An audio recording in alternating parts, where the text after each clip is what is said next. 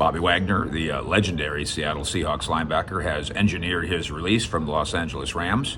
He is a friend of DQ, and so naturally, along with a whole bunch of other teams in the league, the Dallas Cowboys deserve to be mentioned in the conversation here. This is Mike Fisher. We are at the Star in Frisco, bringing you the very latest in Cowboys and NFL stuff, and this is that. Bobby Wagner is 33.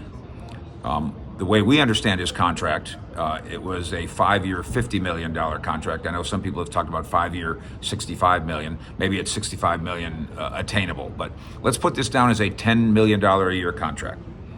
And the Rams went there thinking that he was going to be the final piece to making it happen again. And now, after that didn't happen, not that the Rams are necessarily non-contenders, but if he viewed himself as being part of a contending team with the Rams, and if they viewed him the same way, maybe the two parties stay together. Instead, they decide mutually to part ways. So here's where Wagner is now. Do you want to trade for him?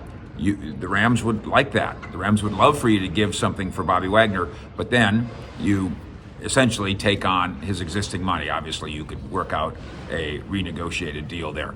Or do you want to wait until after he gets released and then start all over with him? He's 33. So for the Cowboys, I bet you the start all over again is, let's do a 2-year cheap deal, let's do a 1-year cheap deal. And why do I say that? Because the Cowboys did call Bobby Wagner a year ago. This will be the Cowboys' second swing on Wagner. But he later had a conversation with some of our people and said, we did talk, and there was interest, and I was interested in the Cowboys, but the offer they made me was blick. I think it might have been veterans minimum at the time. Had he played for the Cowboys, would they have been better off? Well, he had 6 sacks and a lot of tackles and another Pro Bowl level year, even at his advanced age. So the Cowboys, sure, they could have used him last year. What about this year? You've got your pecking order of Cowboy priorities here, and we know that Leighton Vander Esch is in that conversation somewhere. Do you need Leighton Vander Esch plus? Do you want Bobby Wagner plus? Do you prefer to turn things over in that regard to Damone Clark and Jabril Cox?